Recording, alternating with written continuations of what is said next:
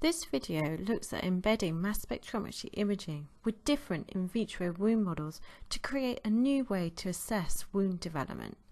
This project was part of the Knowledge Transfer Partnership Programme between Sheffield Hallam University and our company Innovenn. This slideshow was presented at the 5th Spectrometry Imaging Symposium in Sheffield Hallam University on Wednesday the 18th of April 2018. We thought it would be great to share this presentation with you and provide you with a more in-depth look into one of our collaborative projects.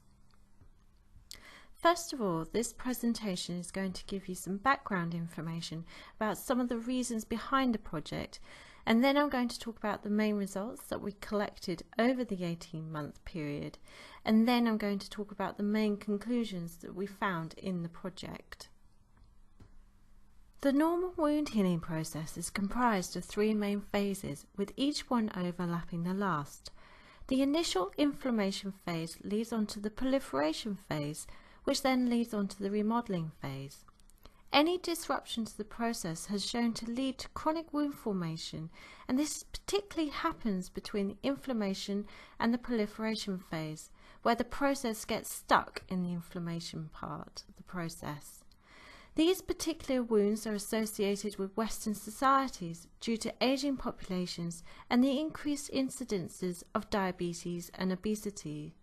These are causing a huge drain on wound care management resources, where the situation has been described as a public health crisis. In 2014, the NHS spent approximately £2.17 billion on wound care resources, and this is expected to rise annually as a natural consequence of the ageing population and the obesity and diabetes epidemic. The NHS cost is expected to rise to £2.38 billion by 2019. However, it has been suggested that better diagnosis and wound management may actually prevent chronic wound formation and therefore reducing the costs on the NHS. This means there is a huge requirement for new diagnostic tools to help identify biomarkers associated with the wound healing process, and this is where my project comes in to help with this process.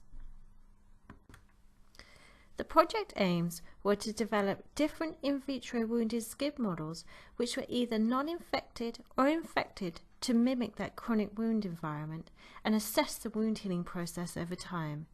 Then to embed mass spectrometry imaging to obtain in-depth analysis of the wound healing process and identify markers associated with wound healing in both the non-infected and infected wound models.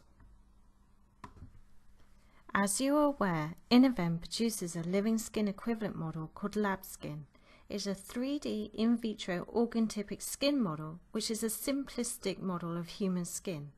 It is a co-culture of human primary cells where dermal fibroblasts are embedded in a fibrin gel matrix to mimic that dermal layer, and then keratinocytes are seeded on top, which are then able to differentiate into the different layers of the epidermis. As you can see on the right hand side of the slide, there is a hematoxylin and eosin stained image of Labskin, highlighting the different layers of the model.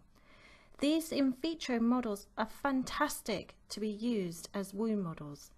They are highly uniform, they are of high quality and extremely reproducible with little batch-to-batch variation, meaning you are able to get the same wound healing response each time they are used. The fibroblasts themselves are known to produce their own collagen, which mimics in vivo human skin. Both cell types have shown to be metabolically active, where they express the same markers and proteins as those found in vivo skin, such as filaggrin, procollagen and collagen 4. These models remove the ethical issues associated with animal testing and human studies. They are extremely easy to handle and manipulate, particularly with regards to creating the different wound environments. They are highly flexible in their use, where they are able to create different situations simultaneously, and Labskin has the capacity to grow different microorganisms on top of the epidermis, either as single or co-cultures to mimic that infected wound environment. Labskin takes approximately 4 weeks to produce from start to finish. Initially, the fibroblasts are cultured in tissue culture flasks and then trypsinized off, where they're embedded in a fibrin gel matrix to mimic that dermal layer and left for 7 days. The keratinocytes are then seeded on top of the dermis and left submerged in media for 2 days, so they're able to equilibrate on top of the dermis. The liquid is then removed and the keratinocytes are exposed to the air-liquid interface, where they're able to start differentiating into the different layers of the epidermis. The longer the keratinocytes are exposed to the air-liquid interface, the thicker the stratum corneum becomes. By day 7 air-liquid interface, the model is classed as a sensitive model, where the stratum corneum is thinner compared to the day 12 air-liquid interface, where it is classed as a mature skin model.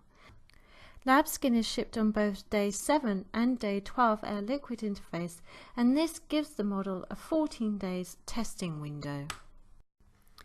The first part of the project was to create different types of wound models and then assess the wound healing process over time.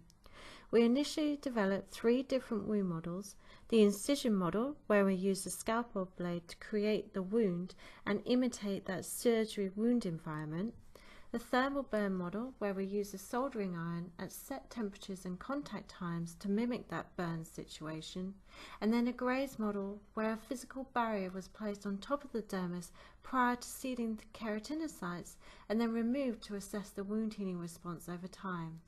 With regards to all 3 models, they all imitated the initial wound healing response, where you can see in the H&E images the keratinocytes migrate into the wound site to close the wound.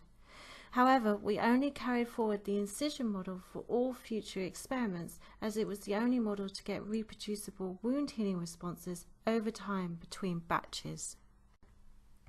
Non-infected wound samples were snapped frozen at specific time points, sectioned across the wound site to a thickness of 10 microns, and then placed on glass cover slips. Samples were coated with CHCA moldy matrix and analysed in positive ion mode, looking at a mass range of 400 to 1200 Daltons. As you can see here, these are mass spectrometry images of the cross-section at 4 days post-wounding. You can see in image A a coloured image highlighting 2 ions, where the green is associated with an ion purely in the epidermis and the red is associated with the ion in a dermal layer. And you can see with the corresponding H&E stain next to it the migration of keratinocytes into the wound site. And then below in image B is of a single ion, showing the signal intensity across the whole tissue, and this correlates with the colour intensity. Therefore, the bright white colour indicates an ion species just within the wound site. And then we can start identifying specific ions associated with each region of interest. As you can see here, the top of the slide shows individual spectra taken from each region of interest: the dermis, the epidermis and the wound site, and you can see distinct differences in the ion signals and the signal intensity between each region. We can apply principal component analysis to the datasets, where this statistical test is able to reduce the number of variables in the dataset by lumping highly correlated variables together.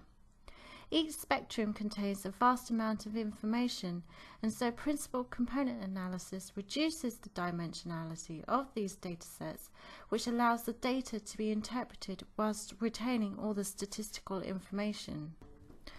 Whereas PCA discriminant analysis is a variant of PCA, which allows groups to be discriminated, so we're able to discriminate between the dermis, the epidermis and the wound site.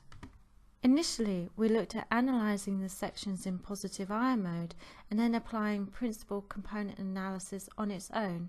However, the statistical test was not able to separate or distinguish between the regions of interest, where the wound site and the epidermis were grouped together, but it was able to discriminate these against the dermis. But when we applied PCA discriminant analysis, where we provided the information regarding the 3 regions of interest, the statistical test was able to separate the 3 groups. As PCA on its own, with the data collected in positive ion mode, it was unable to distinguish between the epidermis and the wound site. It was therefore decided to analyse the samples in negative ion mode to see if we could isolate ions specific to each region of interest.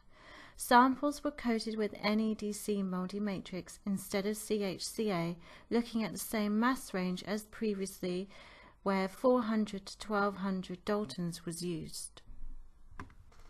As you can see from principal component analysis, with the negative ion mode data, it was able to separate 3 regions of interest, except for one outlier. But then when we applied PCA discriminant analysis, it was able to get better separation between each region of interest. So therefore it was decided that negative ion mode would be used for all future experiments instead of positive ion mode. Principal component analysis creates schools and loading plots, where the loading plot separates the ions associated with the corresponding schools plot. This means we're able to start identifying individual ions with each region of interest. And from there, these mass to charge ratios are put through the Lipid Maps Lipidomics Gateway structured database to see if we're able to generate a list of possible lipids associated with that particular mass to charge ratio. Therefore, we are able to obtain putative ion identification for each region of interest. This table here highlights possible lipids associated with each mass to charge ratio from each region. Several isobaric lipids were identified for each mass to charge ratio due to molecules possessing the same molecular mass but different structures. This made it difficult to identify the exact lipid based on its mass to charge ratio alone without further investigation. So it was decided to conduct tandem mass spectrometry profiling to obtain individual identification. Tandem mass spectrometry profiling allowed us to apply different collision energies to the ions we putatively identified in the previous slide to obtain a fragmentation pathway for that particular ion, and then put this additional information back into lipid maps, specifically the mass spectrometry peak prediction database, and see if we can obtain individual putative ion identification for each mass to charge ratio. We subjected 11 ions for MSMS profiling, where 4 from the dermis, 4 were from the epidermis, and 3 from the wound site. Out of the 11 species, only 5 were identified based on their product ion spectra, as shown in the table below.